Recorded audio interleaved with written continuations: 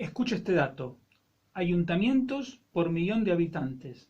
En España, 173. En Finlandia, 57. En Suecia, 28. Y en Dinamarca, 17. Si España tuviera la misma relación entre ayuntamientos y habitantes que Finlandia, tendría 2.660 ayuntamientos en lugar de los 8.100 que tiene. Si tuviera la misma relación de Dinamarca, tendría 800 ayuntamientos en lugar de 8.100. ¿Quién paga todo ese exceso de burocracia inútil? Tú. Empezamos.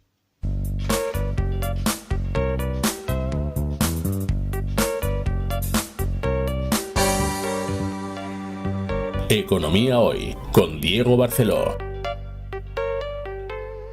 Hola, bienvenido a esta nueva edición de Economía Hoy, como siempre con la ayuda fundamental de Gaby Fernández en el control. Recuerda que puedes ponerte en contacto conmigo en las redes sociales, soy @diebarceló, tanto en Instagram como en Twitter. En YouTube me encuentras por Barceló y Asociados, y también puedes ponerte en contacto con nosotros a través de la página de Facebook Radio Intereconomía Asturias.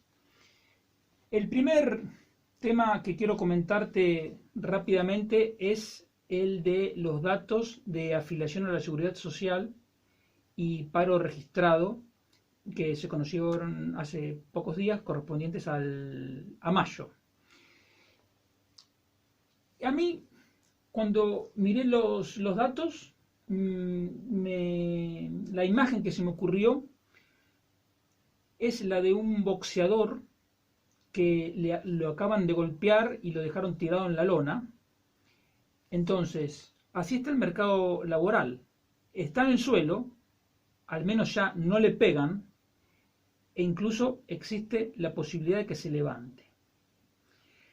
Ahora te lo explico mejor.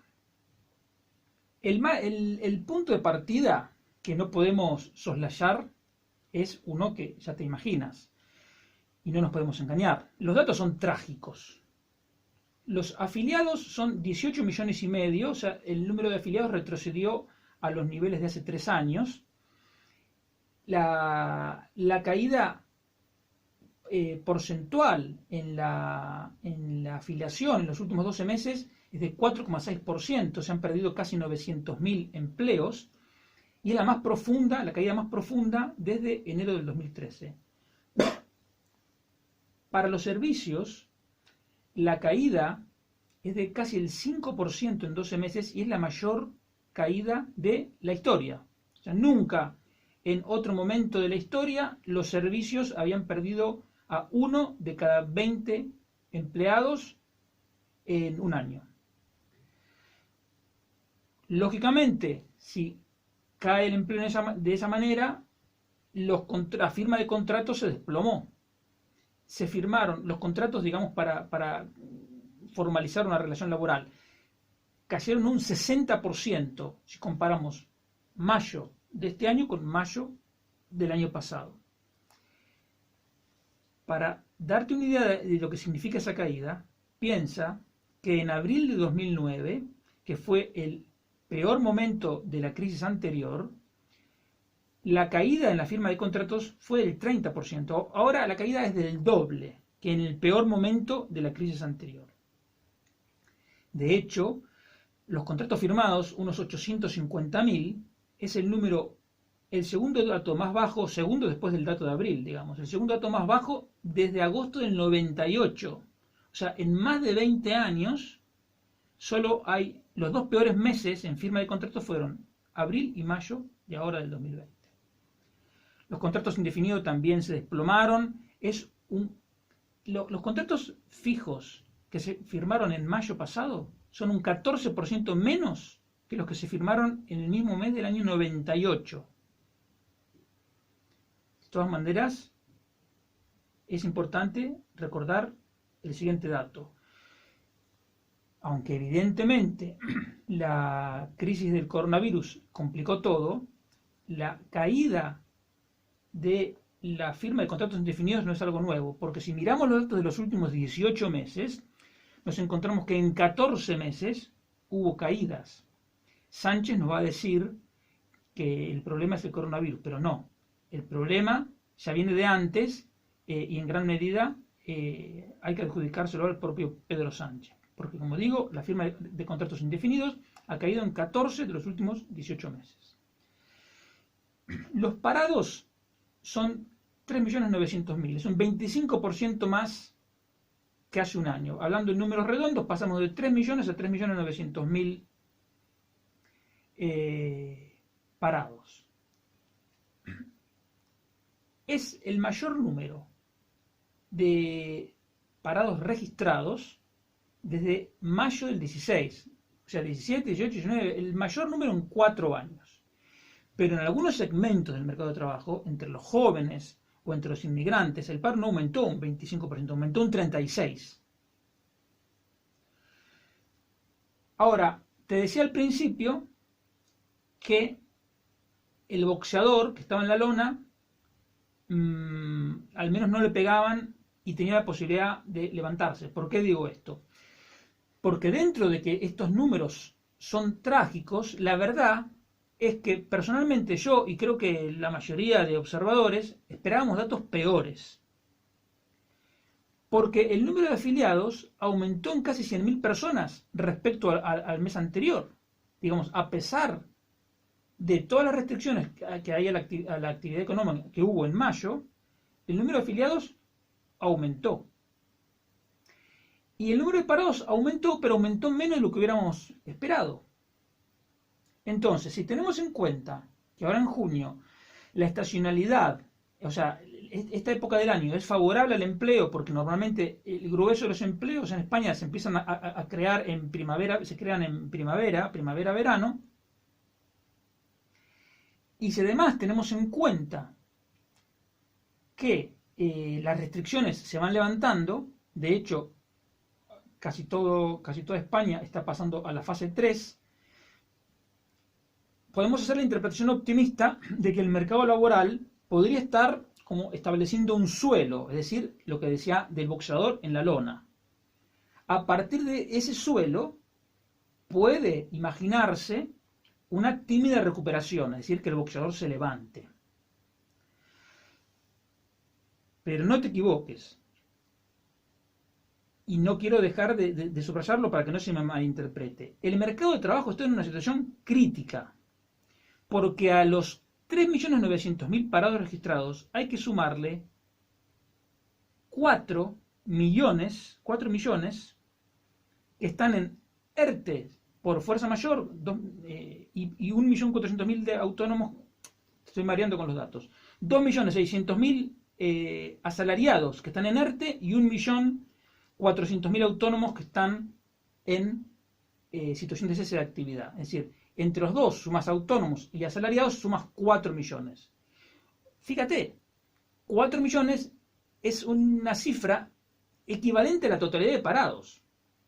Por lo tanto, solo con que una fracción de estas 4 millones de personas cuyos empleos están como en veremos, aunque en las estadísticas aparecen como ocupados, porque no te olvides, todos los que están en ERTE, en las estadísticas figuran como ocupados. Con que una fracción de estos pase al paro, los datos de paro pueden tener un empeoramiento de magnitudes históricas. Entonces, que el boxeador se levante y le sigan pegando para volver a caer, sería el escenario ese que no podemos descartar por completo, que una parte de toda la gente que está en ERTE pase al paro. Entonces, por eso tampoco hay que, digamos que tener un falso triunfalismo y decir, bueno, ahora nos levantamos y empieza la recuperación. Ojo, que a lo mejor nos levantamos y nos castigan. Lo paradójico de la situación es que el principal enemigo de la recuperación de la economía es el propio gobierno. Si tú pones al frente de la Comisión de Recuperación Económica del Congreso a un socialista, digamos, que no tiene la cualificación suficiente para ese cargo, aunque es verdad que fue Pachi López Lehendakari en el País Vasco, y eso es una experiencia importante. Pero entre eso y le pones como número 2 a un comunista que cree por definición que todos los empresarios son explotadores, ya te puedes dar una idea de que el gobierno no ha preparado el mejor equipo para idear planes, propuestas, alternativas para la recuperación de la economía. Pero no conforme con eso, gente del gobierno, sobre todo de la banda bolivariana, que el propio Pedro Sánchez incorporó al gobierno, siguen hablando de la derogación completa del mercado, de la reforma laboral. Pablo Iglesias, en esa misma comisión de recuperación, habló de subir los impuestos en el equivalente a 7 puntos del Producto Interior Bruto. Eso equivale a 80.000 millones de euros. Si tú subes los impuestos en esa magnitud, en esta circunstancia, y el quiebre de la economía es completo. Por supuesto que yo creo que Pablo Iglesias es lo que busca, porque digamos, eso sería, porque esa subida del paro haría crecer de tal manera esa subida de los impuestos, quiero decir, haría subir de tal manera el paro que con eso justificaría nuevas intervenciones del sector público hasta llegar o ir acercándonos a su paraíso bolivariano. Por supuesto, con la aprobación del ingreso mínimo vital también se ha dado otro paso de gigante rumbo a ese paraíso bolivariano.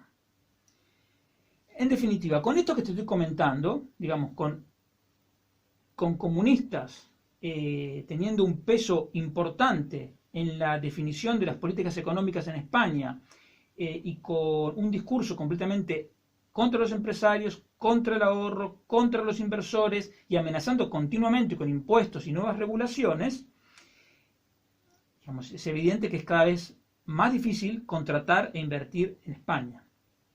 Entonces, en este punto hay gente que piensa, bueno, nos va a salvar Europa porque Europa está haciendo planes. Ya te expliqué la semana pasada que Europa no nos va a salvar. Para empezar, cualquier dinero que llegue de Europa va a llegar a partir del 2021. Faltan 7 meses, en el mejor de los casos. Y además va a venir en condiciones que todavía no conocemos. Y además, por si eso ya no fuese bastante, a ese dinero que Europa nos daría, hay que descontar lo que España tiene que poner, porque la economía española es la cuarta más grande de la Unión Europea, entonces tiene que también poner dinero. Entonces, los 140.000 millones de los que se habla que llegarán a España, si le descontamos lo que tiene que poner España, se quedan unos 35.000. ¿Quieres redondear en 40.000 millones? Redondeamos en 40.000. Como sea, eso no mueve la economía española. Y de hecho, aunque entraran 40.000 millones todos juntos, pero al mismo tiempo Pablo Iglesias aprueba subidas de impuestos por 40.000, lo que ganamos por un lado lo perdemos por el otro. Entonces, Europa no nos va a salvar. Si el gobierno interpreta este relativo respiro que nos han dado los datos laborales de mayo como que lo peor ha quedado atrás y entonces vuelve a dar prioridad a su agenda bolivariana e ideológica, el error sería muy costoso en términos de actividad y en términos de empleo. Volviendo a la imagen del principio, sería equivalente a que el boxeo se transformara en lucha libre y entonces hasta caídos en la lona podrían seguir pegándonos. Entonces, ojo con falsos triunfalismos porque nos pueden salir muy caros. Esta semana, una de las cosas más importantes que pasó en materia económica fueron los anuncios del Banco Central Europeo. ¿Qué anunció? El Banco Central Europeo, que venía en 2019 reduciendo su compra de bonos, una vez que empezó la pandemia y se empezaron a vislumbrar las consecuencias económicas, amplió el programa de compra de bonos de una manera significativa. Bueno, lo que hizo esta semana es ampliarlo todavía más. Lo amplió en 600.000 millones de euros. En total, a lo largo de 2020 va a comprar 1,7 billones de euros en bonos. 1,7 billones, estoy hablando de millones, es decir, 1,7 y luego 11 ceros. Esa misma cifra en inglés se dice 1,7 trillions. Por eso es que Pedro Sánchez en el Congreso se equivocó una vez y habló de trillones, como si fuesen equivalentes los trillions anglosajones con los trillones. No, los trillones españoles llevan 18 ceros. Los trillones anglosajones llevan 12 ceros. En definitiva, el Banco Central Europeo amplió de manera significativa la compra de deuda, dijo que va a seguir reinvirtiendo todos los bonos que ya compró antes, que van venciendo. Todo ese dinero lo va a gastar otra vez en comprar más bonos. Y así hasta diciembre del 2022 por lo menos. Además, el Banco Central Europeo dijo dos cosas. Que el PIB de la zona euro va a recuperar el nivel de 2019 recién en el 2022. O sea, vamos a perder todo el 2021 y vamos a seguir por debajo, y recién en el 2022 vamos a volver a nivel del 2019. Y también dijo que las proyecciones, su proyección para el IPC es que se va a mantener bajísimo hasta el 2022 por lo menos. Con todas estas compras de bonos, ya tiene 3 billones y a fin de año va a tener 4 billones de bonos. Entonces, ¿todo esto qué significa? Hay que celebrar, hay que preocuparse. Estamos en un incendio. Entonces, esto que está haciendo el Banco Central Europeo es como el bombero que entra a la casa que se está incendiando y va rompiendo todo con tal de llegar a las personas que están atrapadas. Entonces tú ahora no piensas en que el bombero te rompió el televisor a color, que vas a tener que cambiar todo el parquet, todo el piso y las alfombras, porque con el agua y el fuego está todo destrozado. Eso no lo estás pensando en las vidas que se pueden rescatar. Ok. Pero hay una diferencia entre las viviendas y las economías. Las viviendas que se incendian en general tienen un seguro contra incendio que le permite reconstruir la casa y le permite comprar gran parte de las cosas que se perdieron. Eso no pasa en las economías. Y esto que está haciendo el Banco Central Europeo es un juego de aprendiz de brujo. Estamos navegando aguas desconocidas. Nunca en la historia de la humanidad los bancos centrales llevaron tan lejos las políticas monetarias expansivas. En el corto plazo, insisto, el incendio. Entonces nadie siquiera se atreve a cuestionar. Pero yo te invito a que pensemos juntos todos los riesgos que implica esta política del Banco Central. El Banco Central tiene una misión, y su misión es mantener la estabilidad de precios. ¿Y qué es la estabilidad de precios? Es un incremento del IPC inferior pero cercano al 2%. De 2013 hasta acá no han conseguido nunca alcanzar ese objetivo de inflación, porque la inflación ha sido en promedio del 1% anual y ellos quieren que se acerque al 2%. Mario Draghi estuvo 8 años intentando levantar la inflación y no lo consiguió. Y por estas últimas medidas, en última instancia, la justificación que hace el Banco Central Europeo para hacerlas es esa, es que su misión es llevar la inflación a cerca del 2%. Aunque en la realidad esto significa otra cosa, significa que está financiando a los gobiernos. Hasta ahora, el Banco Central, durante todo el periodo de Mario Draghi, y hasta ahora ha continuado, ha llevado los tipos de interés a mínimos históricos. Desde el 2012, los tipos del Banco Central son inferiores del 1 o de menos por ciento. Desde el 2016, hace más de 4 años, el tipo de interés del Banco Central es 0%. Además, les está dando crédito ilimitado a los bancos desde el año 2008. Y las compras de bonos, como te comentaba antes, que ya equivalen a cerca del 26% del PIB de la zona euro, cosa que es una cifra inimaginablemente enorme. Esto no es gratis. Estas medidas están castigando a los ahorradores. Está dañando desde hace años la rentabilidad de los bancos y afecta la solvencia del sistema. Porque los bancos, si los bancos no ganan dinero o ganan poco dinero, cuando las cosas vienen mal dadas, como están viniendo ahora, no van a tener reservas suficientes para enfrentar la situación.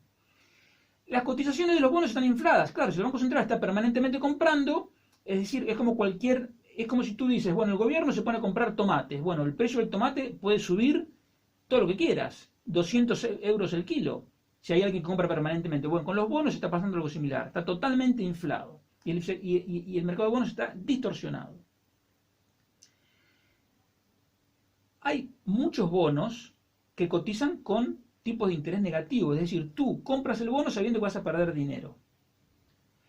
Y eso hace que fondos de inversión, inversores, fondos soberanos, etcétera, en la búsqueda de una rentabilidad positiva, tienen que buscar e invertir en inversiones con más riesgo.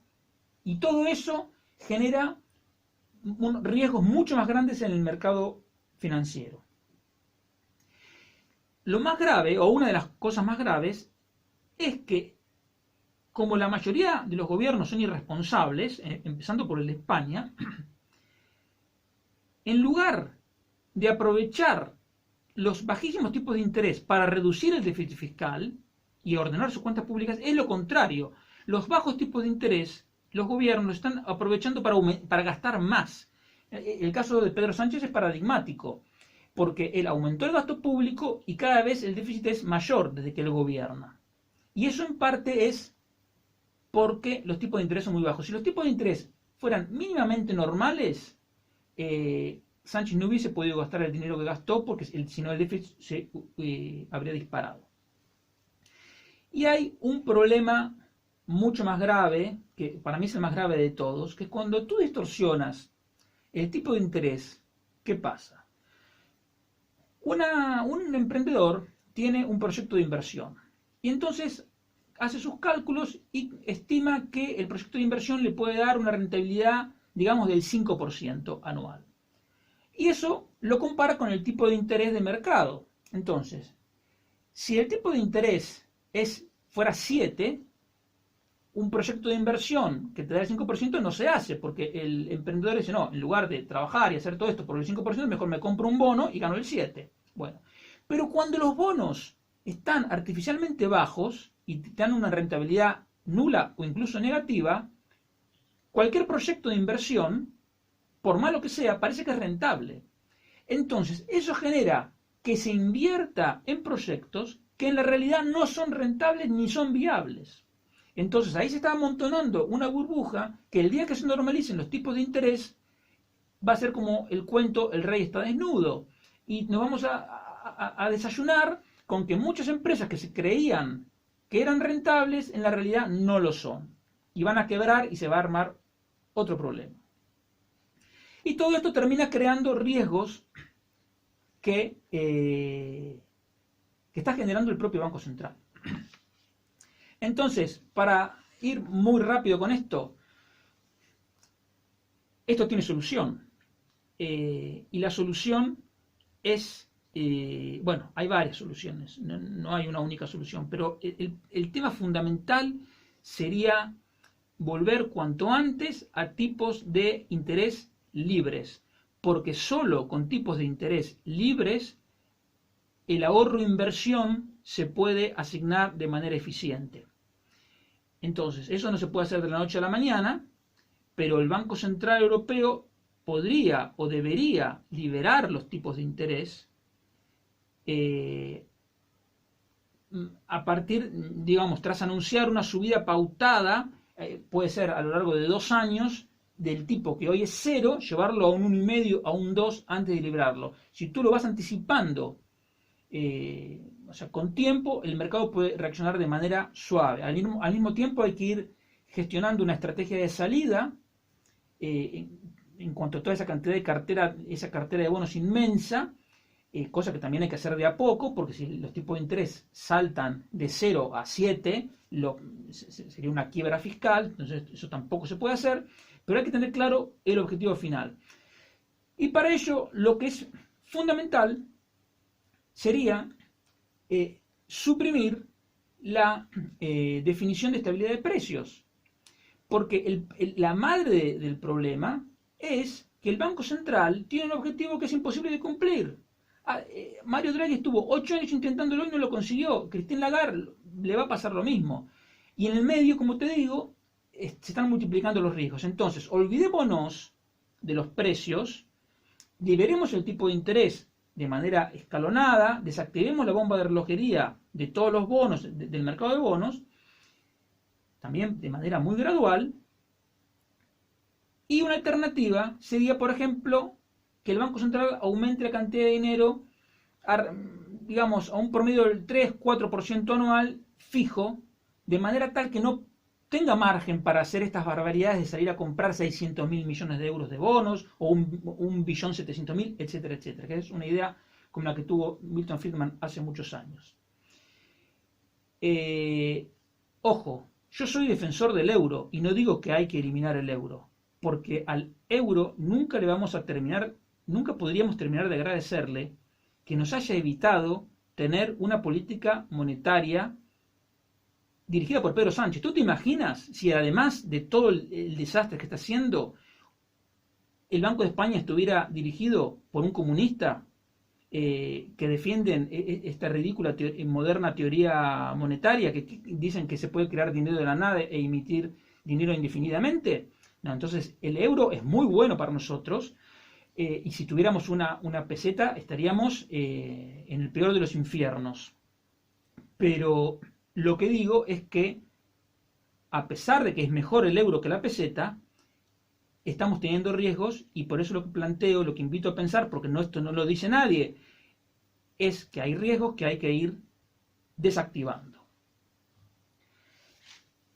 Y estoy releyendo un libro de Hayek del año 76, o sea, hace 45 años escribió esto, y el título del libro ya te lo dice todo, se llama La desnacionalización del dinero. La idea del libro es muy simple, dice: si nosotros estamos convencidos que la competencia entre distintas empresas es la mejor manera de que el consumidor tenga los mejores bienes y servicios al menor precio posible, ¿por qué nos empeñamos en que el dinero sea un monopolio estatal si sabemos que desde hace 2000 años los gobiernos siempre han estafado a los tenedores de dinero? Es decir, cuando los gobiernos, cuando en ese momento reyes y príncipes acuñaban monedas, siempre, tarde o temprano, las monedas empezaban a tener menos oro y menos plata de la que decían que tenían, estafando, por lo tanto, todos los que recibían esas monedas.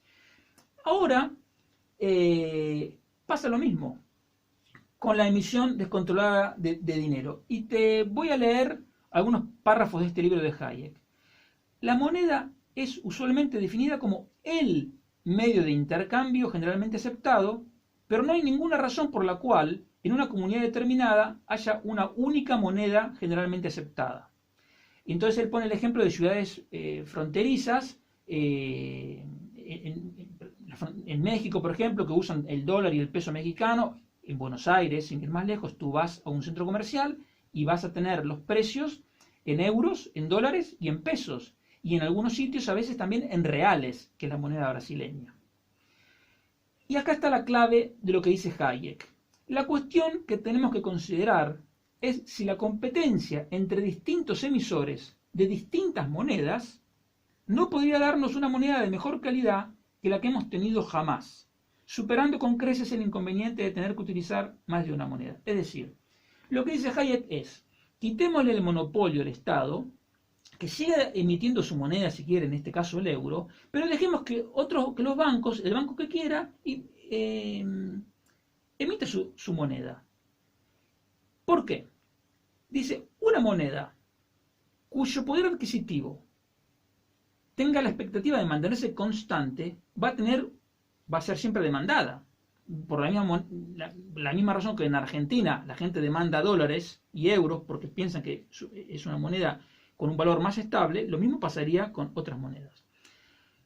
Si la continuidad de esa demanda, o sea que la gente siga adquiriendo esa demanda, depende del éxito con que se mantenga el poder adquisitivo de esa moneda, se puede suponer que los bancos emisores van a hacer el máximo esfuerzo para conseguir el objetivo de estabilidad mucho mejor que un monopolista que no corre ningún riesgo si su moneda se devalúa. Claramente el caso del Banco Central de la República Argentina o del Banco Central Europeo. De hecho, cuando el Banco Central Europeo hace todo para subir la inflación, lo que quiere es que se acelere la depreciación de su propia moneda, cosa que es un sinsentido completo. Pero es la realidad en la que vivimos.